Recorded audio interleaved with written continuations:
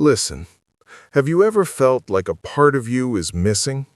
Like you're a quiet stranger watching a movie of your own life? You go through all the motions, but you are not truly there. Here's the strange truth.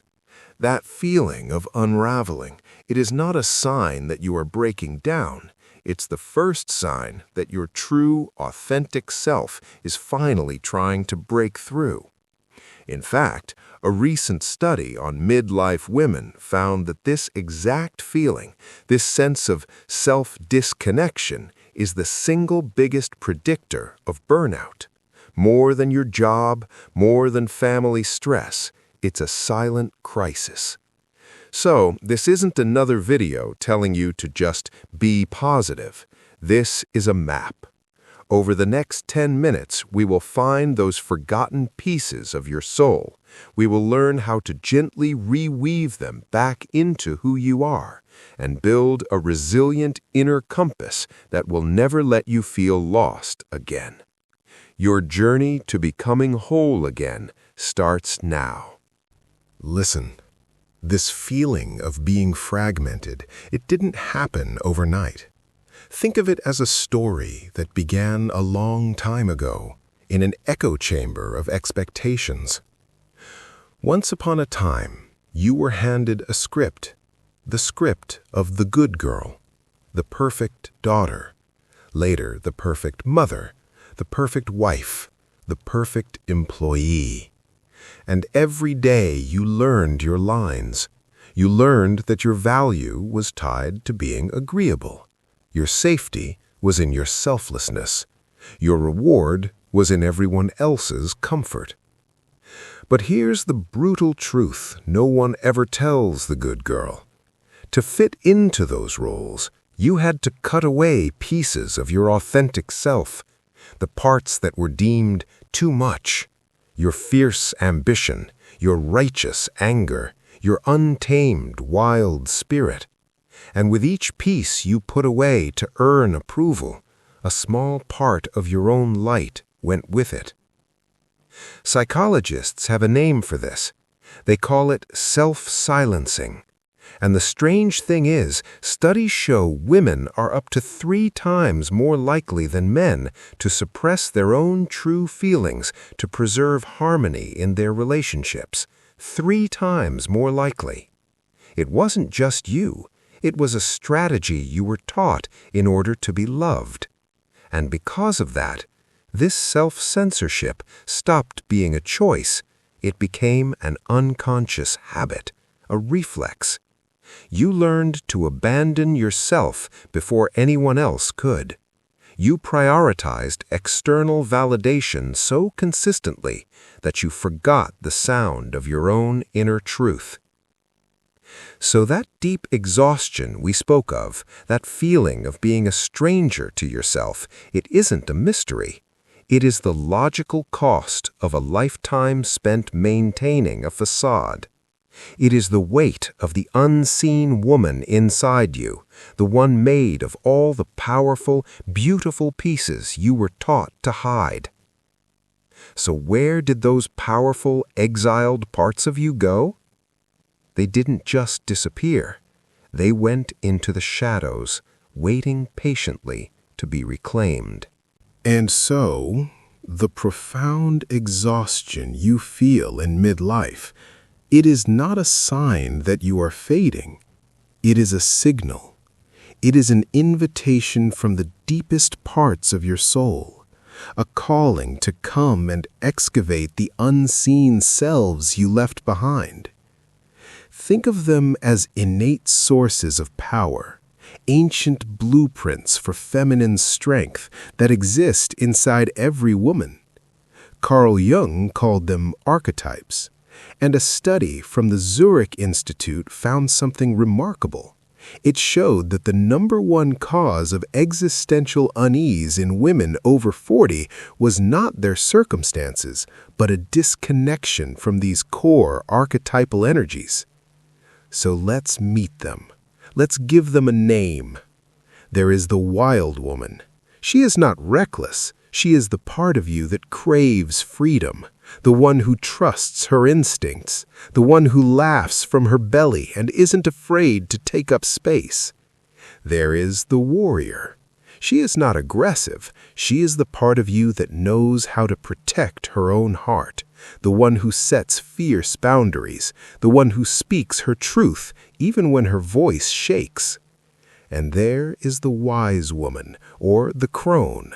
She is not old and frail. She is the part of you that holds a deep, quiet knowing, your intuition, the part that sees through the noise and connects to a truth that logic can't touch.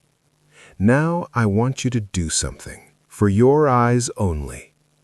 Take a breath and ask yourself this one simple question.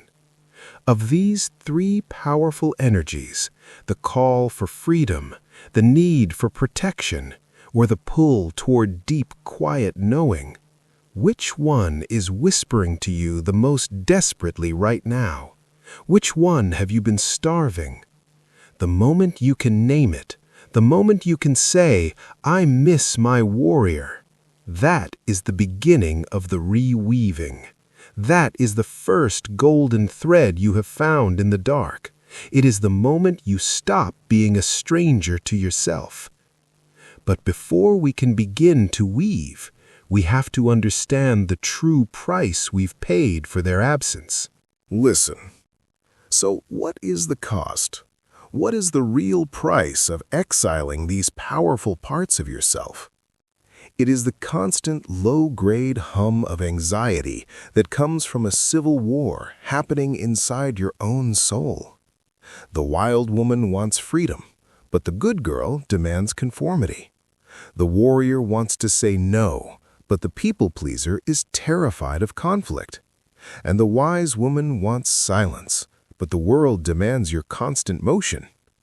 This inner conflict is exhausting. Neuroscientists have a term for what happens next. It's called threat detection overdrive. When you are at war with yourself, your brain's alarm system never truly shuts off. It is constantly scanning for danger, both outside and inside. That is the source of the persistent, not enough feeling. You are never enough because you are never whole. And you think the solution is to try harder, to do more, to be better. But the strange truth is you don't need to do more. You need to become more by integrating the very parts you've pushed away. Because that gnawing fatigue you feel, it is not a sign of your weakness. It is the profound exhaustion of a soul that is desperately longing to be unified. It is the energy drain from running a lifelong performance, wearing masks that were never meant for you. Your anxiety is not a disorder. It is the scream of your forgotten selves asking to come home. Your relationships suffer because you cannot show up as your full self. Your creativity withers because it is fed by the very wildness you've suppressed. And your joy becomes shallow because deep joy requires deep authenticity. That is the cost. So how do we declare a truce in this inner war? How do we begin to reweave these powerful energies back into our lives, not as enemies, but as allies? That is the art of reweaving the tapestry. Listen, we have named the inner war. Now we learn the art of the weaver. This is not about grand gestures. It is about a gentle, quiet reunion with yourself. It begins with three simple tools. The gentle trio of reunion. The first tool is returning to the present.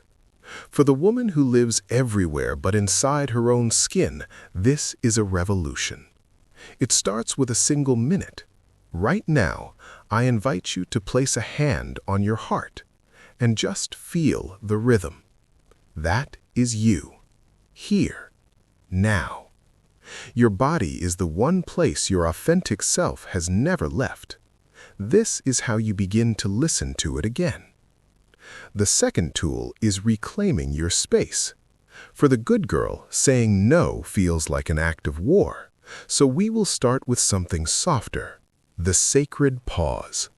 The next time someone asks for your time or energy, and your reflex is to say yes, just pause and say the words, "Let me think about it." Neuroscientists at Stanford have shown that this simple pause literally rewires your brain. It moves you out of the yes reflex and into a space of conscious choice. That space is your power. The third and final tool is freeing your voice. For decades, parts of you have been silent, so we invite them to speak without pressure. Tonight, take a pen. Write 3 sentences with no purpose. They don't have to be beautiful. They don't have to make sense. The sky is gray today. I miss the ocean. This tea is warm. Let the silent parts speak, even if they only whisper about the weather. You are creating a space for their voice to return. Returning to your body, reclaiming your time, freeing your voice. These are the threads. But what does the finished tapestry look like? What does it feel like to finally live as a whole embodied woman? That is the final step in our journey. Listen, living from a place of wholeness, it is not about becoming perfect. It is about no longer being afraid of your beautiful, messy imperfection. This is what it feels like when your inner compass finally comes back online. You begin to trust yourself again. The quiet confidence that comes from knowing and honoring all parts of who you are.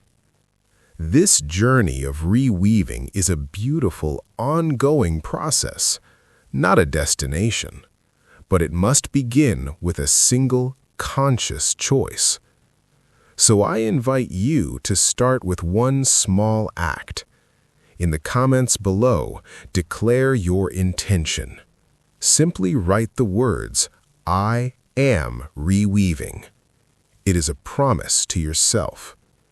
And as you begin to reweave your inner world, the next step is to face the most visible mask you wear to the outer world.